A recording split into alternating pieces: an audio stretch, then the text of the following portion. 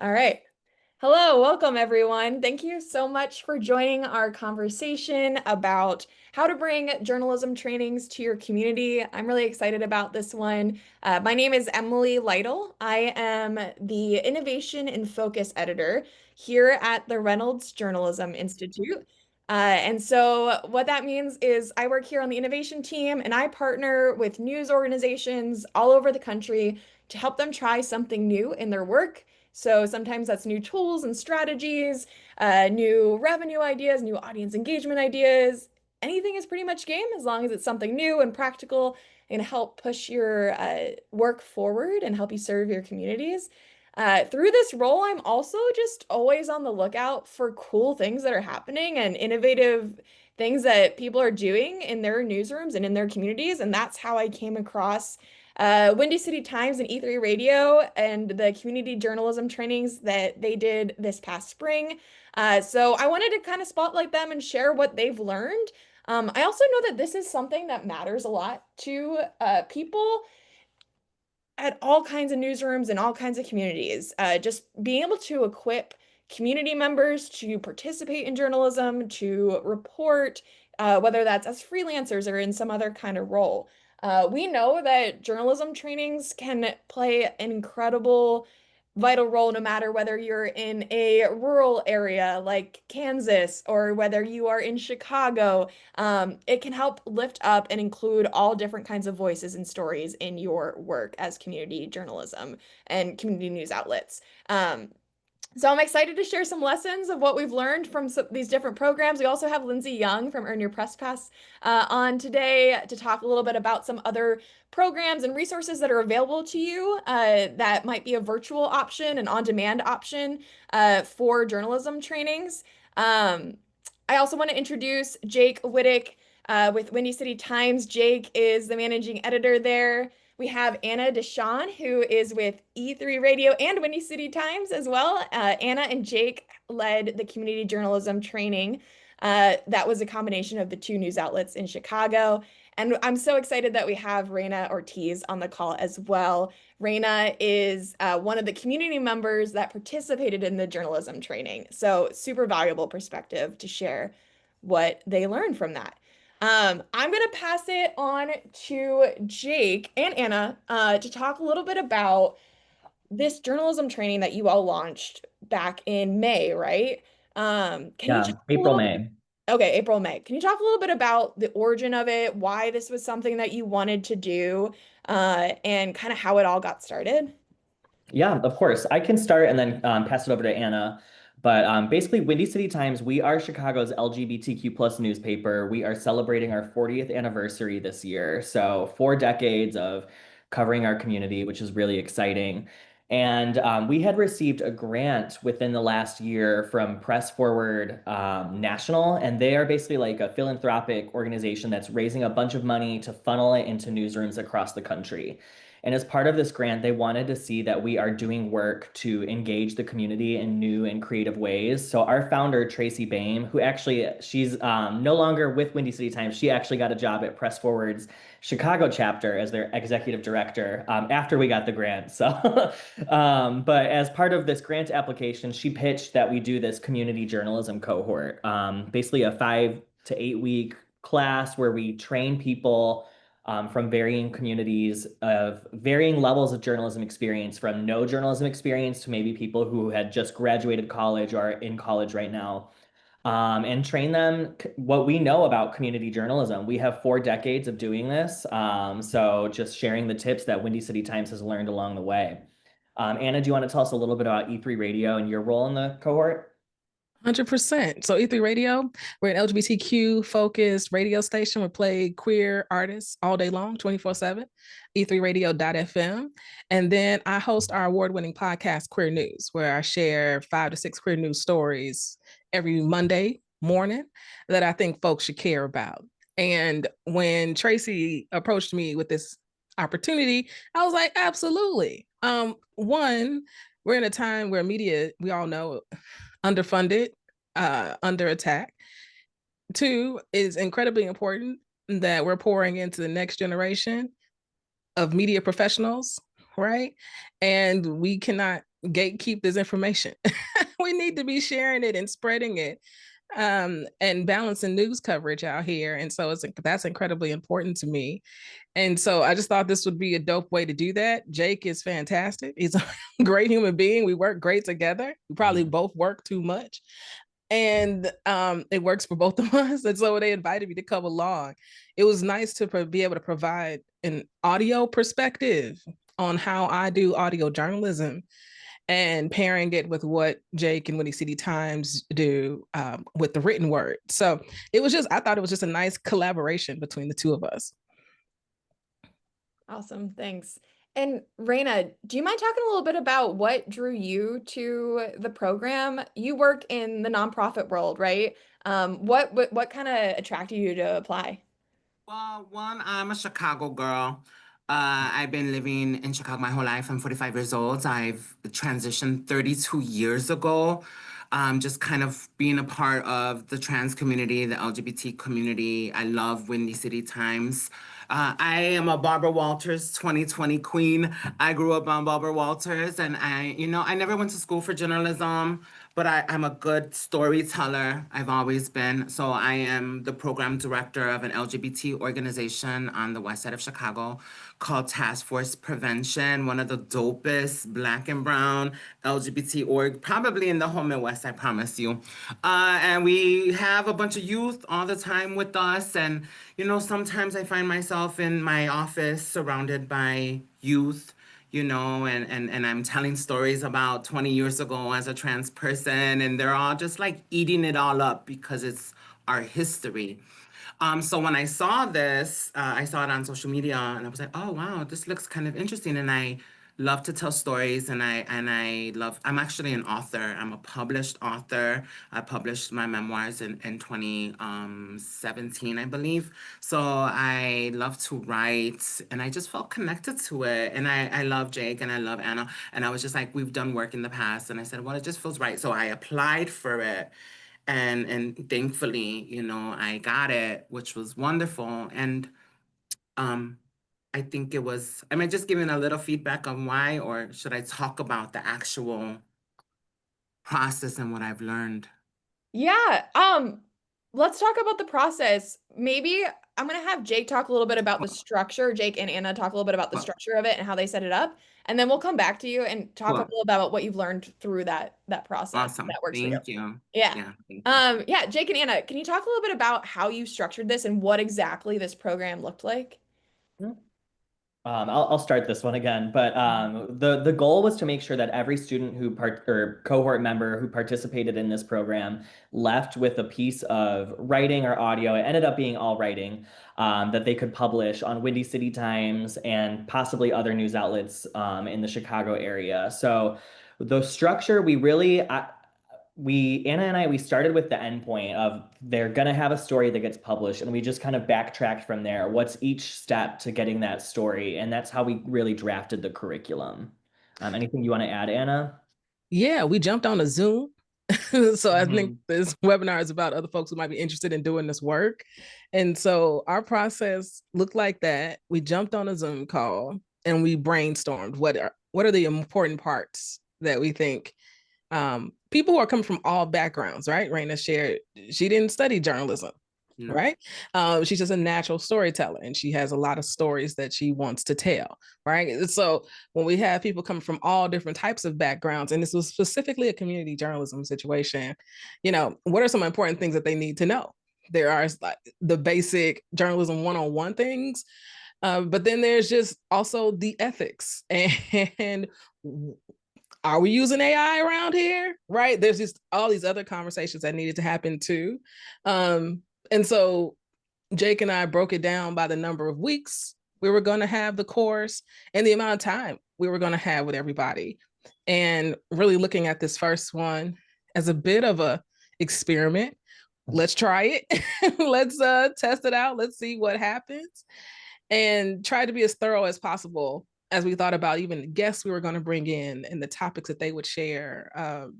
and not just being the only two thought leaders in the space. Yeah, we brought in a lot of guests. So we had a document where we just brainstormed everything, lists of friends we have in the industry, top experts by various topics. So obviously we didn't bring all those people in, but we have that brainstorm document. So next year we already have that work done, which is great. That's a great idea. And this was pretty quick, right? Was it 5 weeks? No. Yeah. Yeah. That's And we a little too understand now quick. that it was way too quick. okay. Okay. Okay. Yeah. What were some of those topics that you wanted to make sure that you really hit in a short period of time? Even if you extended it to 8 weeks or longer, it's still going to be a quick seminar. So can you talk a little bit about how you decided on that? I will also mention I put in the chat a resources doc that has some of the slides that Jake and Anna generously shared with us. So feel free to access that and see some of their ideas there too. Yeah, well, Anna is an expert podcaster, so I'll let her talk a little bit about what you wanted to share about podcasting. Sure. Yeah. I wanted to share that truly anybody in that room could do a podcast, right? That sharing the audio, but also sharing how you can add audio to a written story. So I think that journalism today ought to have some type of audio accompaniment, if for nothing else being just inclusive of all abilities. But I know it can be hard. Everybody's stretched when it comes to a deadline. I think we realized that with our own program. No one had time to make no audio, even though everybody had the best of intentions. It's a whole nother piece to create. But also just talking about how you can have a written piece. I think Reyna's story, right, is a good example about Taskforce. She has this beautiful written piece, and she has audio potentially, I think you do, Reyna, from the interviews, right? And so there's pieces, I'm sure, that didn't make it to the story that could easily turn into an audio series where you can hear Chris's voice, who is the ED of Taskforce, right? Or you can hear the the program director's voice, right? Or the young people that come through for Vogue School. Like there's all these, audio is something you have to think about in the beginning, but even if you capture it and post it later, there's still so much value that you can add to a story if you have the time, right, and the resources to develop it. But also saying that another person's story was about birding, right? Are you capturing the sounds of the birds while you're outside? And there's all different types of ways to approach audio for journalism, right? As we are all living in this digital age, that there's all different types of ways to approach it. But that if you do have time and the resources, that it can be valuable for everybody, for the entire business. It's another advertising stream, right? It's another modality to add to your wheelhouse. But that there is value if you do have the time and resources. Mm-hmm. Yeah, it sounds like you were able to really tap into each other's strengths too, with this collaboration with Jake and Anna, with Windy City Times and E3 Radio, being able to show the value of audio. And then Jake, I'm sure you came in with some editing and some like foundational journalism skills as well. And was there anything else you wanted to add in terms of the topics that you wanted to hit? Yeah, we just really wanted to kind of break it down step by step from pitching a story to Yeah. publishing a story. So each week, like the first week was we taught about writing a story pitch and thinking of sources. The second week was all about interviewing and photojournalism, because you should be taking photos as you're doing your interviews. Then we got into writing and the various structures your story could take. What is a lead? What is a nut graph? Things like that for more of the 101 lessons. And then we got into social media and editing. You'll want to make sure your story reaches an audience. And then the last week we did like a graduation ceremony and focused on editing. So cool. Awesome. Yeah. And Reyna, can you talk a little bit about talk about your project? I know Anna like hinted at a little bit of what you were doing, but share with us about your project and what you learned from this experience. Yeah, so when the first week when we came in, we had to pitch stories. So you had to already have at least three ideas of what to pitch on the first day, which I thought was like starting with a cow. And so I was thinking of writing a story on following an LGBT youth experiencing homelessness. And then I started talking about this other story that I wanted to do about the oldest trans bar in Chicago that's like 70 years old. And then I was like, well, in July 18th, it's our 35th anniversary of my organization, Taskforce Prevention. And I'm thinking of like doing a piece on like the history of it. And then yeah, and then of course that was voted. Like everybody's like, oh my God, you gotta do it, and so giving the steps on how to, investigate and how to research and then, I mean, I work here, so I was able to get, the ED, I was able to get the director, but also I've been here for 11 years, so I got to get another ED that was a huge part of it, which is a doctor. I found someone else in Chicago that is now part of the city of Chicago that I got to interview and then piecing that story, and then I learned how to do it on my phone and to record, and so I do have these stories that I will have forever of my mentor, Dr. Marco Bell, and it was like unearthing this beautiful history about this organization that I love so much, and actually finding the document that incorporated the agency in July 18th, 1990. I mean, I found the original document being filed through the city of Chicago, and then like and then finding the original person, a Black gay man named Robert Ames, who was the founder, who nobody really knew about. Everybody was like, "Oh, it's Robert. I mean, it's Robert Lee," and I was like, "No, it was Mr. Ames." And so it was really, and then coming in every morning on a Saturday to kind of like dissect it and give us the tips and the tools to put the story together, and it being published right before our 35th anniversary through Windy City Times. It's just magical, to be honest. And I think, when you establish purpose and envision a story as a journalist and to kind of like see it through. So I'm proud to say that I am an independent journalist in the city of Chicago. And I told myself that I would try my best to build stories and then pitch them to Jake in the future and let Jake work through the process, which I thought was really teachable. It was a very teachable moment for me. Jake was really communicative as we've worked through the editing process, and it just kind of shows you how to sharpen up your writing skills, but the whole thing, all 5 courses were amazing. I learned a tremendous amount. I was so grateful to be a part of it, but now I get to have a story that was published through the Windy City Times. It's a legitimate story, and it turned into this like historical preservation piece that I'm very proud of, and I was very grateful. So yeah, wonderful. And you said that you want to continue with this, right? That I this is do. something that you want to build on and continue to pitch stories and yeah, work as an independent journalist as well. I do. I told myself at least a quarterly. I run a Okay. nonprofit. I'm a Yeah, busy queen, busy, busy, you are busy. busy. And Yeah. but I think telling trans stories through the context of a trans woman Mhm. that has lived as a trans woman in the city for 3 decades and has gone through a tremendous experience as a trans person. I don't think there's a lot of Okay. trans women or trans women of color doing journalism to this degree. And I hope to carry it through by doing a story every quarter or so. Yeah. If I Yeah. could build on what Reyna just said too, like what she just said about being a trans woman able to tell trans stories, that's really kind of the ethos of this program Anna and I developed. The name of it was Our Stories, Our Power. And we really wanted to emphasize that the people who are best equipped to tell the stories of a community are actually from that community. So, Reyna works at Task Force and she wrote about Task Force, which in a mainstream newsroom might be not allowed, there could be conflicts of interest there. But we really wanted to take a non-traditional approach to this and just really be able to illustrate the power of telling a story from your own community. Yeah.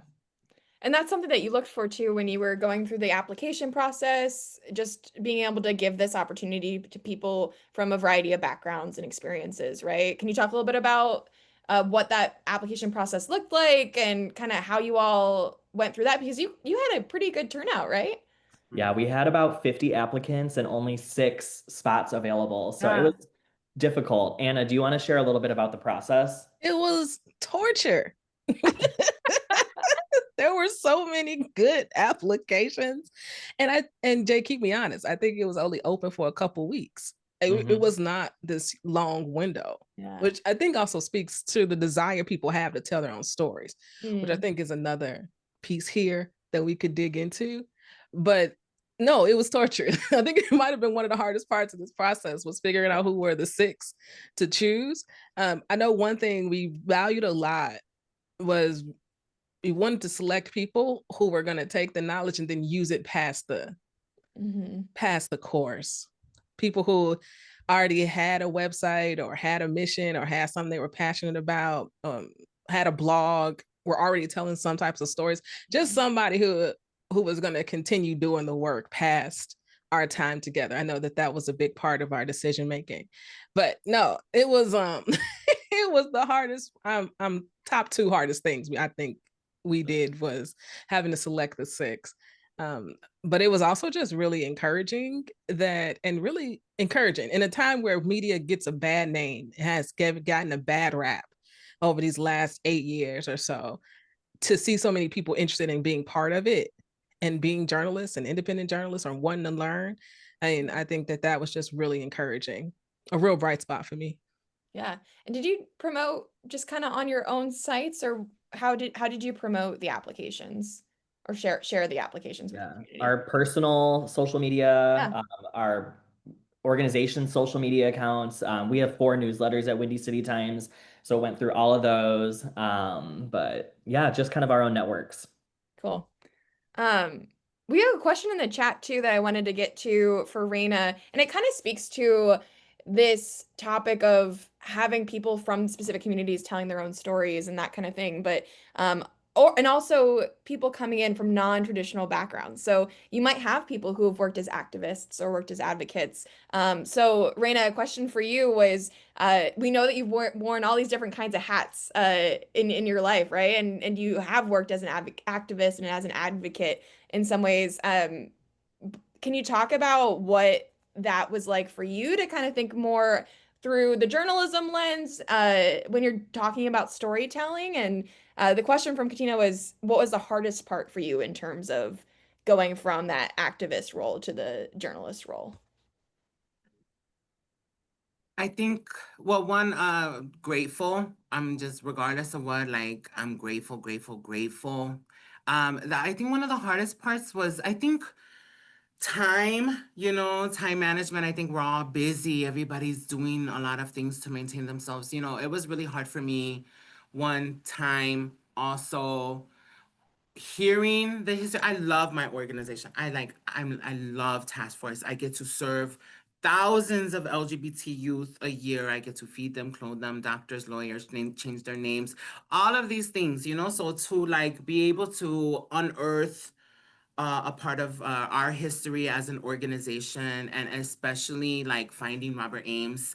I think to me that was like the most like emotionally challenging, because you can envision a Black gay activist in the early 1990 fighting just a tremendous amount of barriers and discriminatory systems and bureaucracy that was just, it just felt just hard, and to think about him and where we are today as an organization and give him his roses. I was actually able to like bring his name up to light, and everybody was like, Robert Ames, Robert Ames, Robert Ames, Robert Ames. It was like giving him, I think for me that was the hardest part, was like unearthing it and then writing about it and then dissecting it. The process of creation is always complicated, but I thought it was a beautiful, beautiful, beautiful process, and I think the support of Jake and Anna made it a lot easier. But yeah, I loved it overall, though.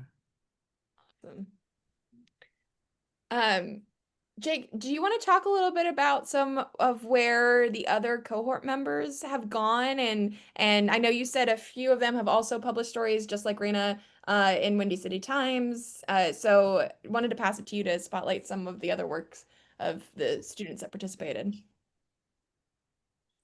I would love to. We have one student, Gabby, who did the piece on birding. Her story was basically about how birding communities in Chicago, especially kind of post-pandemic, have really blossomed.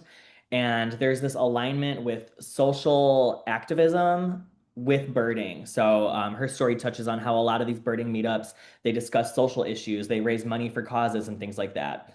But anyway, Gabby has gone on. She's written like three other pieces for Windy City Times in the meantime. Yeah, I'm really proud of her. They've all been great pieces. It's been hard-hitting news from like there was a drag story time at a local library, and there was a protest there, and then a counter protest. So like hard-hitting news like that, she's covered, knocked it out of the park. And then she's also done some arts coverage as well. So really proud to see her. She is a audio podcaster here in Chicago. She actually spoke at a storytelling event Anna hosts at Sidetrack, which is a local queer bar here in Chicago. So she's done great.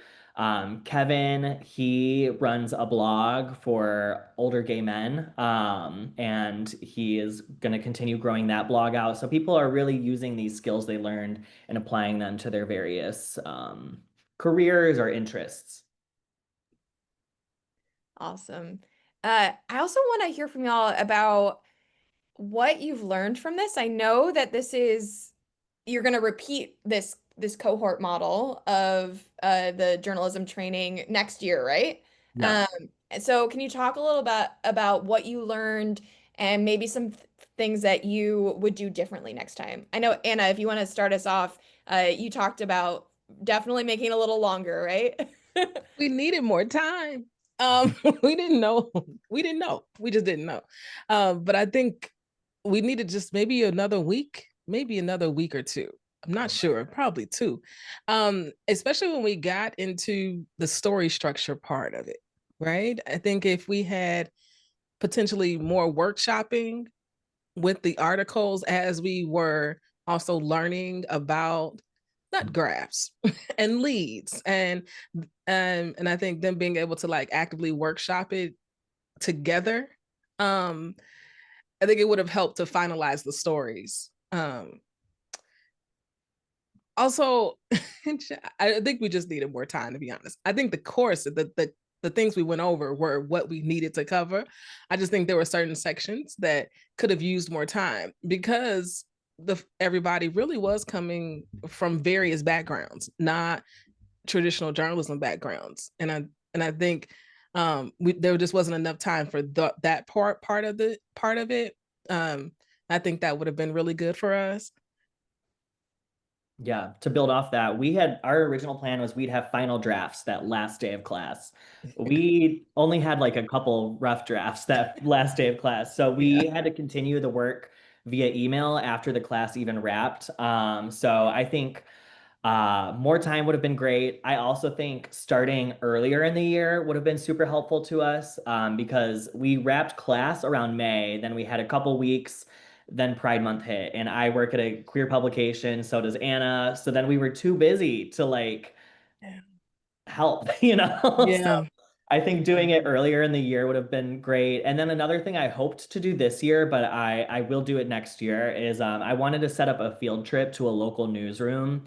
I also freelance for the Chicago Sun-Times, and they are owned by Chicago Public Media, which is an umbrella for the Sun-Times newspaper and then WBEZ, our radio station. So I really want to set up a field trip so people can see a working newsroom and get to see both the audio side and the print side of things.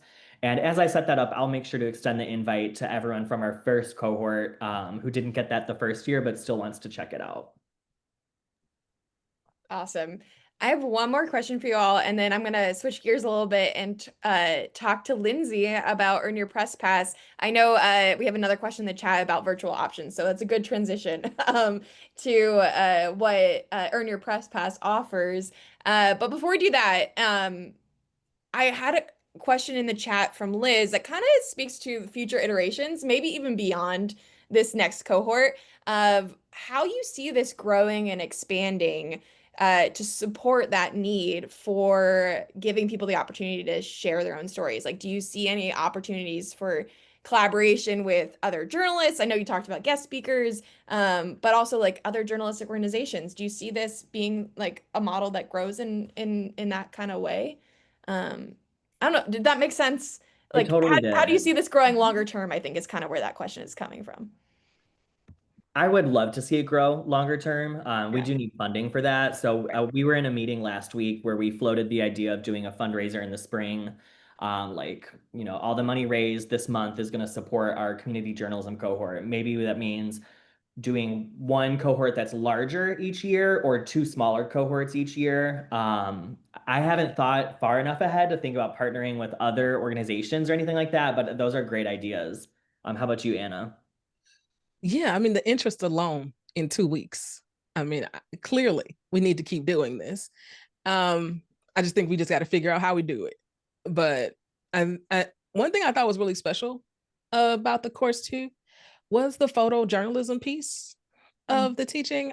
I mean, it's not something that we dive deep when I was in J100, but in today's world, we need pictures to help tell us the story. And oftentimes newsrooms are strapped for cash.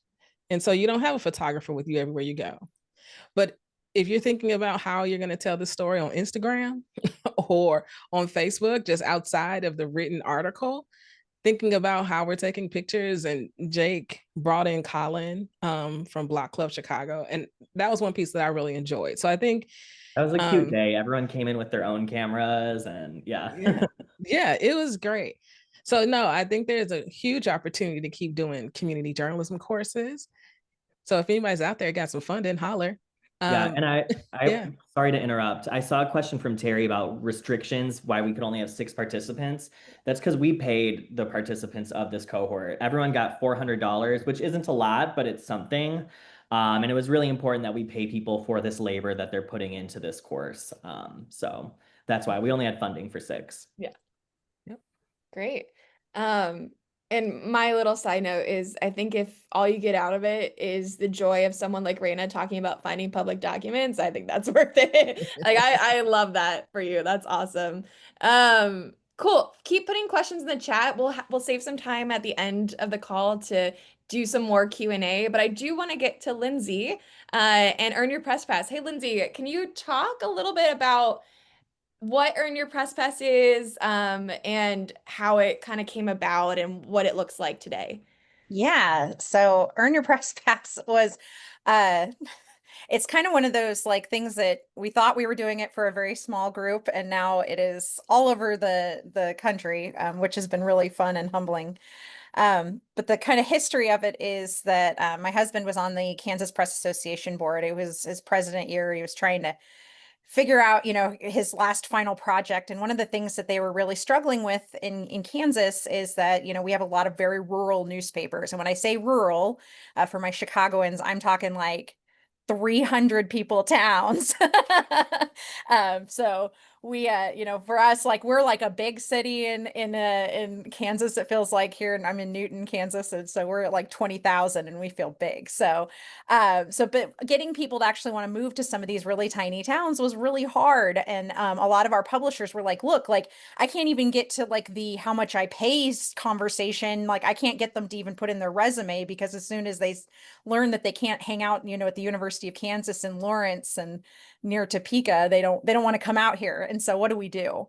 And so our press association director, Emily Bradbury, who is just a rock star, she started really trying to figure out what they could do to maybe just train people that already lived in these communities. And so they approached Kansas State, they approached the University of Kansas, they approached Wichita State, and all of these different colleges. While they had ideas, it was all about paying tuition and being on campus. And, it's like a 4-hour drive to get just even from some of these, not even the clear corner of the state, to get to these colleges. And so it just wasn't feasible for somebody that was just a random community member who wanted to be a journalist to drive that far to go be on campus. And so Joey, my husband, and I were talking about this at dinner one night, and he's like, I just don't understand why we can't get this class thing figured out. And I finally was just like, I can do this. I will do this class. I'd been in the classroom for 10 years as a high school teacher and taught English. I taught journalism. I taught public speaking. And I thought, it's ridiculous that nobody else can do this. This apparently is just, I'm just going to do it. And so I spent the next couple months just developing what I felt was a good 101 curriculum to train a community person, somebody who has never been in a journalism college class. So everything from who do I interview and what do I take with me when I go, all the way up to the ethics of it and what are things that I need to be careful with to make sure that I'm being an ethical, non-biased, good journalist and not just you know, throwing out opinions and stuff without actually having facts to back them up and all of that good stuff. So it was literally the entire gamut of training for journalism. So we launched it for Kansas and we said, all right, this was our gift to you, to everybody that was in the press association. We said, you guys can use it. And Emily went to a conference with a bunch of the other press association directors and was kind of bragging about us having this. And so then the phone calls started rolling in. And so pretty soon we were in, we always say that Texas and Wisconsin have to box to decide who was the next one to adopt. But we got there, and now, I mean, it's kind of the southern states and the Midwest that we've landed in, but we even have some individual papers that have adopted it now. That I've got one in Alaska, we have some in California. And it's just insane that I'm just hanging out in my little office here in Newton, Kansas, giving journalism lessons on video, and now people are watching it all over the country. So that's been kind of the journey of Earn Your Press Pass. Yeah. So this is an on-demand virtual program, right? Can you talk a little bit about what that structure looks like? I know we had a few questions in the chat about what does this look like when it's virtual? So I was hoping you could shine some light on what it looks like for you. Yeah. So, I mean, it's it's all video. So there are some handouts and stuff I used, there's a journalism, newspaper jargon section, because for some of these folks, when they walk in, somebody's talking about a nut graph or a cut line and they're like, what the heck are you talking about? So I've got all the cheat sheets so they can print them out and like hide them in their desk drawer and pretend like they know what's going on if they want to. But I also they're just short videos. Most of them, I think the longest ones are in the ethics section. They're like maybe 20 minutes. And that's just because I got real nervous and I decided I wanted to be very thorough with the ethic parts. But really, I mean, over the course, if somebody even just wanted to slowly go through it, they could get through it very easily in just a couple days, watching all of the different videos. And the goal is not to get somebody from 0 to 100. It's to get them from like 0 to maybe like 60 or 70%, so that then they can sit down with their local editor or publisher and find out more about what their idea, how they want things done, and fill in the blanks. And so throughout, I'm constantly saying things like, this is something you should ask your editor about to see what your policy is and that kind of stuff. So that it's definitely allowing those journalists to be more tailor-made for whatever newsroom they're going to be joining. And I know we talked about how this has grown and evolved in some different ways. Can you give some examples of how different newsrooms across the country are using Earn Your Press Pass? Because I know there's a few different iterations in like Wisconsin, and the League of Women Voters, I think you said is using it in some way. Yeah, so we had a League of Women Voters that they're waiting for their grant funding to come through, so they're not using it this year. But last year they had it, and they just trained their members to be able to. It's kind of, if you've heard of the documenters, it was kind of like that. They used it to go sit in the back of the room, but also kind of know what to write up and how to do it in a way that was more journalistic instead of just kind of taking minutes. One of my favorite ones is a newsroom. They've got several newspapers in Wisconsin. I wrote them down because I didn't want to forget. It's multimedia channels. They are based out of Green Bay, but they've got little papers all over the place. They have a program called Pass It Forward that they got one of the biggest banks in Wisconsin, as well as the Green Bay Packers, to collab on funding an internship program for them. And so they have interns from all over the state that are journalism students. So you'd think they wouldn't necessarily need to train them anymore, but they wanted them to have like a very good base, that they all knew the exact same terminology, that they all had the same base of knowledge, because not every college teaches it the same way.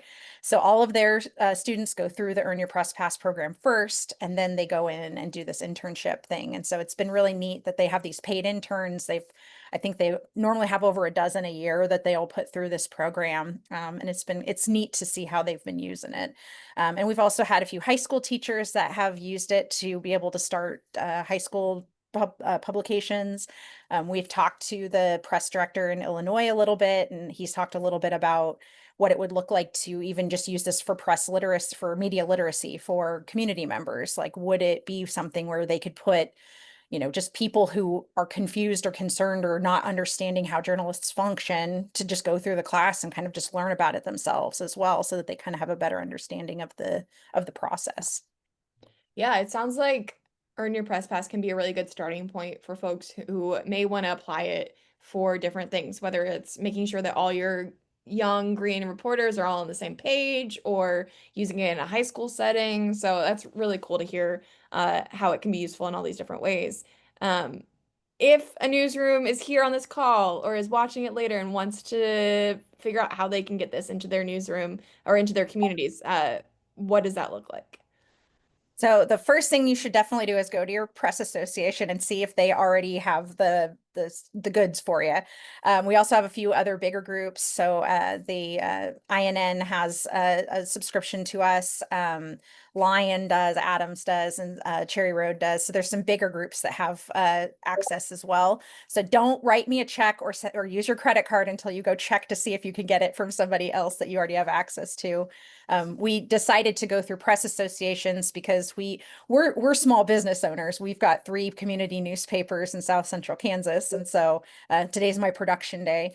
And so we did not have the mental bandwidth to try to sell to every newspaper. So we thought, let's try to get this into the hands of press associations to offer as member benefits. So there's a lot of states where you can just get this for free and put as many people as you want through it, which is pretty cool. So definitely check with your press association first. And if they don't have it, you can either bug the heck out of them until they email me, or you can also email me directly, and we do individual subscriptions as well for it. Awesome. Thanks, Lindsey. And I'll just shout it out again. I put in that resources doc that I shared in the chat. We have all kinds of links in there for learning more about Earn Your Press Pass, for learning more about the Windy City Times E3 radio program. So please feel free to check that out. Our panelists also generously put in their contact information, and I'm sure they would love to hear from you as well. Was there something else, Lindsey? Was there anything else that you wanted to make sure to mention that I didn't ask you about Earn Your Press Pass? So we are adding to it all the time. So if Okay. somebody does go through it and they're like, hey, you idiot, you didn't put this in there, like, email me and tell me, and I will totally do some research and get some stuff Okay. added. We've also added a sales course version because that's another problem a lot of small papers has, is getting somebody to sell ads. And just telling somebody to sell an ad is one thing, but understanding column inches and all that good stuff is something completely different. So Yeah. our goal is that we can hopefully help some of these smaller newsrooms or busy newsrooms just get people trained up so that they don't have to sit there and stare at them across a desk for an entire week. They can clock in, go watch videos. Unfortunately, it'll be this most of the time. And then they can come back and ask questions, and they can keep working on their own newspaper while they're getting their people trained up, which is nice. Cool. Great. Sweet. Well, let's open it up for more questions. We have just over 15 minutes left on this call. I also know some of the people on this call may have tried something similar, or they've done a community journalism training, whether it looks like one of these programs or something totally different. So would love to hear from you if anybody else has ideas. We can definitely make this more of a free-flowing conversation. If you put it in the chat or you raise your hand, I think I can also give you permission to talk as well if anyone prefers to talk rather than typing it in the chat.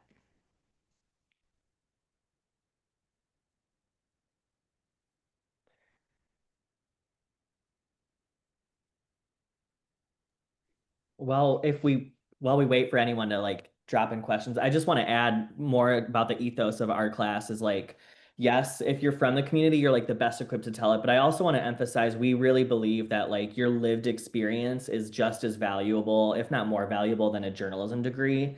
So that's why it was really important for us when we were selecting our students not to require journalism experience, journalism training, or anything like that. So Yeah, talk about that a little bit more. What do you think the value is by tapping into your community and looking beyond people who have a traditional journalism background? Um, Does this speak to you, Reyna? Yeah, Well, you're on mute. Yeah. I'm program director of Taskforce Prevention, and I don't have a social work degree. I didn't go to college. I run this organization. And so for me, lived experience as a trans person to serve trans people was the same as telling a trans story or stories about my community. You know, if you have the passion and the drive and the dedication to do something that is impactful to not only yourself, but to the community that you love.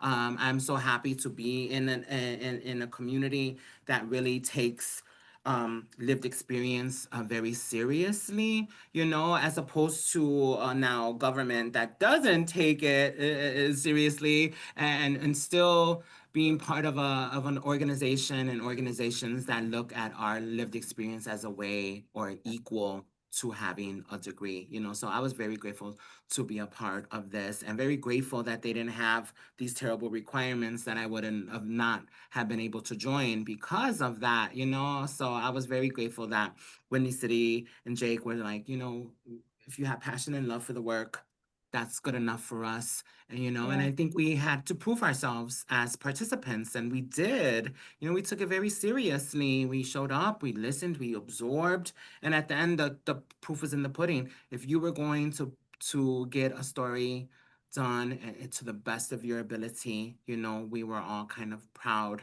that, you know, someone with no journalism experience is going to put together something that is profound. I feel it was profound. I love my story. I was like sharing it all over the place, and I'm asking people like, did you read my story? Did you read my story? Like, because it's someone that, you know, it's just one of those examples. Like, you don't have to go to school to do beautiful things, you know, and I was just grateful to have the opportunity. Yeah. And I'll add on that. It's no secret that we need more diversity in journalism. It's gotten better in the 10 years since I've graduated college, but requiring a degree is an added barrier for so many marginalized communities. And it's just, yeah, like if you have a lived experience, you have a more intimate understanding of that community than, you know, like Reyna covering trans women of color, for example. I can't just parachute in as a cis white guy and cover it with the same nuance and level of understanding that Reyna does. And that's why it's so important we welcome people of all backgrounds in journalism, um, whether it's gender identity, race, ethnicity, class, you know, anything like that. So. Yeah.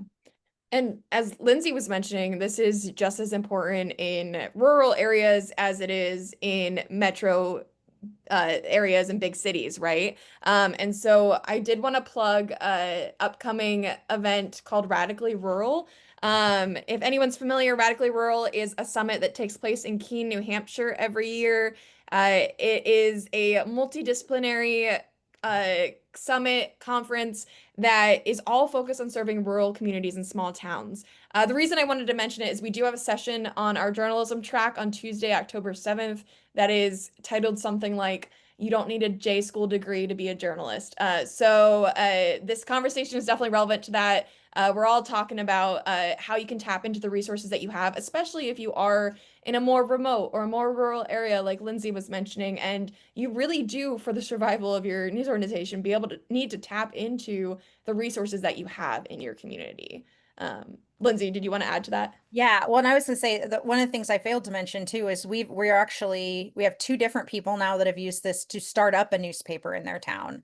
One of them was where there was basically a ghost newspaper because it was purchased by a big hedge fund, and there was literally not a single local journalist in the newsroom anymore. Another one, he just felt like they needed something in their hometown. It wasn't a paper anymore. And so we've had two different people. One was the one that went up against the ghost paper was actually 16 when he started.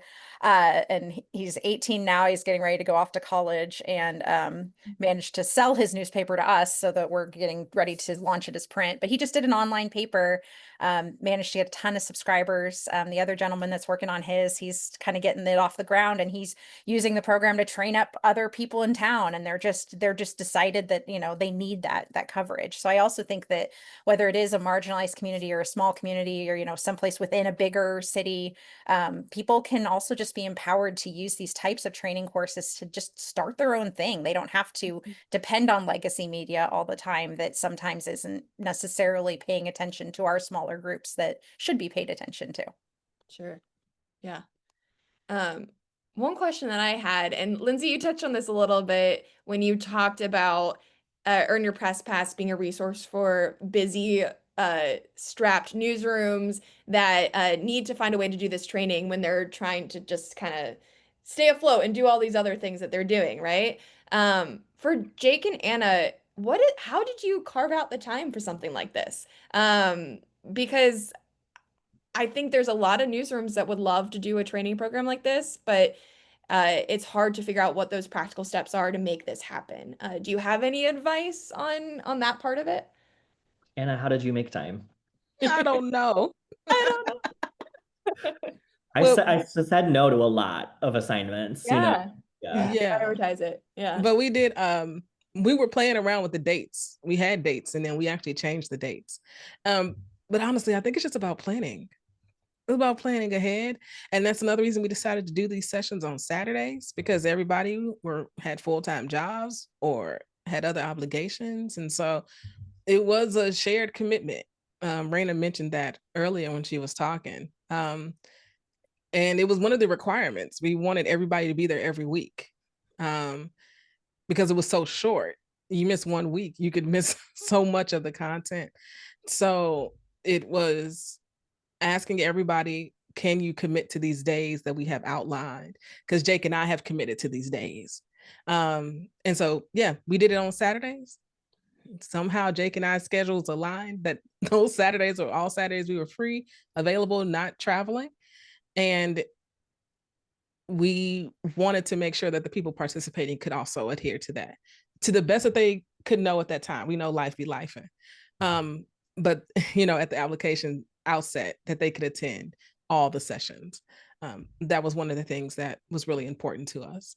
Yeah, it was largely volunteer for us. I made a lot of sacrifices in my personal life to do this, but I felt so invigorated and energized after every Saturday session that like it was so worth it. You know, yeah, I missed out on like a concert or something like that, but it was definitely worth the sacrifices. Reyna, did you have anything to add on that? I know you're super busy. What would you say to other people who might be interested in participating in a program like this, but they're in your shoes and they're like, oh, I don't know if I have time for that. It was a Saturday morning. Okay. It was a Saturday thing, which worked out well. Yeah. So it was, and then it was from 10 a.m. to 2, I believe, 4 hours. And you know, if you want to do something, you're gonna make time for it. Right. That's it. If you really are interested in learning and not having to pay a course to learn how to do journalism, actually got paid, like that is totally my style. I love to be paid to learn something. So, and that's exactly what it was. I got paid to go through a course. I took it very seriously. I was on business because I felt honored to be a part of it. Do it. You know, I made time. I mean, of course, you could have slept in on a Saturday. Who wants to take a 7 o'clock metro train into the city on a Saturday morning, you know, but I did. And I did it because I was keeping my eye on the prize. And the prize for me was to publish a story. I really, once I understood it and said, oh, wow, I'll get an opportunity to publish something, like that's all I was focused on. I thought 5 weeks was fine. I mean, of course, we could have done an additional week kind of to wrap it up, but like I felt like, you know, like dedication goes back to dedication and passion and all those things. Like once I decided to apply for it, I was telling myself, well, if you are selected, give yourself to it. You know, it's a Saturday early morning. It's only for 5 weeks. You can do it. And I'm so grateful that I did. I'm so very proud of my story. I'm so happy to have something published through Windy City Times, you know, so it was worth it. And for anybody that is thinking about it, you know, if you really, really want it, you're going to do it. It wasn't an incredible inconvenience. I really felt that what I learned from it really outweighed, you know, a sleeping in on a Saturday, you know. Yeah. Do we have a link to your story that we can share? I'll pull it up. Okay, great. We can add it to the doc too. I know, right? I keep talking about it. I sent it I to know. somebody I was like, yesterday. Someone now was I like, need "Oh, to I see heard you it. publish a story." I said, "Here's the link. Read Yeah, it." great. I'm going to put that resource doc one more time in the chat as we're wrapping up here. And we're going to go around real quick, and I'm just going to give everyone a chance to plug anything that they want to plug, share anything that they want to share, any lingering thoughts or lessons learned that you want to share with the group. I'll kick us off, and then I'll pass the virtual mic. So again, I'm Emily Lytle. I work on the Innovation and Focus series here at RJI, which I have linked here in the document, and I'm going to put it again in the chat. So the Innovation and Focus series is all about short-term experiments and projects. What is something new that we can try? Is it tools? Is it technology? Is it a fundraising idea? Audience engagement? Anything? I'm down to brainstorm. So if you work for a newsroom, or if you know of a newsroom that's as smaller or medium sized and wants to try something new with me, please feel free to reach out. I also have a monthly newsletter, which is a great way to follow along on all the work that we're doing and catch up on what we're doing the previous month. So I also put in lots of announcements like webinars just like this. Would love for you to follow along and sign up for our newsletter, which I will also put in the chat. All right, Reyna, is there anything that you want to plug and share with the group while we're here? Sure. One, please read my article on Windy Yeah. City Times. It's called Great. The Evolution of the Black Gay Revolution. Also, if you get a chance, look up Taskforce Prevention, kind of absorb the work that we do. And if you're feeling really foxy, on Amazon, my book is T Stands for Truth, In Search of the Queen by Reyna Ortiz. And that is my published book that I published 5 years ago or 6 years ago. If anybody's interested in learning about the trans experience in the inner city of Chicago, it's a brutal, brutal read, but yeah, but that's it. Thank you so much, everyone, for having me today. I'm really happy to be here with you all. Thank you so much for being here, Reyna. We really appreciate it. Lindsey, what do you got? Well, like I said, if you have any interest whatsoever in putting anybody through Earn Your Press Pass, you can also check it out on the website. It's earnyourpresspass.com. But contact your press association director. And if you're not sure who to contact, just email me and I will tell you if I've got contacts with those folks. And we are in the middle of a startup newspaper in Hutchinson, Kansas. So if you know anybody that wants to move out to the Midwest, hit me up. We're still filling out our newsroom right now. But thank you so much for letting me be a part of this today. Thanks so much for joining, Lindsey. Appreciate it. Jake. Yeah, we've got 4 newsletters at Windy City Times. If you want to keep up with our work, it's windycitytimes.com/newsletters. We'll be announcing next year's cohort, honestly, soonish, like not really, but soonish, So if you want to know about that, maybe follow me on LinkedIn or any social medias. You'll get the announcement when that comes out, or subscribe to our newsletters. It'll be in there. And hopefully we'll have more time to review applications, maybe do an informational webinar ahead of time, something like that. But looking forward to gearing up for next year. Great. Anna. 100%. So if you're into audio, into podcasting, pod in to the Queer News Podcast. We drop a news story every Monday, because if you don't want to get your news every day because it's overwhelming and depressing, yes, you can get your roundup with me. It's politics, entertainment, and culture. It's the Queer News Podcast. And we have a newsletter that drops every Monday, where we parse out each story and provide more information. So if you're into that, want to get into that, you can check us out wherever you get your podcasts. And then if you're interested in listening to queer artists and discovering new music, we stream 24/7, 365 from our website, e3radio.fm. We are Queer News Done Right. Thanks. Awesome. Thank you all so much for being here. And thank you to everyone who joined and asked questions and listened to all the stories that we had to share. We really appreciate you. And we hope to stay in touch. So please feel free to reach out to us if you have questions. If you want to try something similar in your community, let us know. I'm happy to connect you with these folks or brainstorm with you anytime. So thanks again for joining. Thanks to our panelists again, and enjoy the rest of your Tuesday. Thanks all.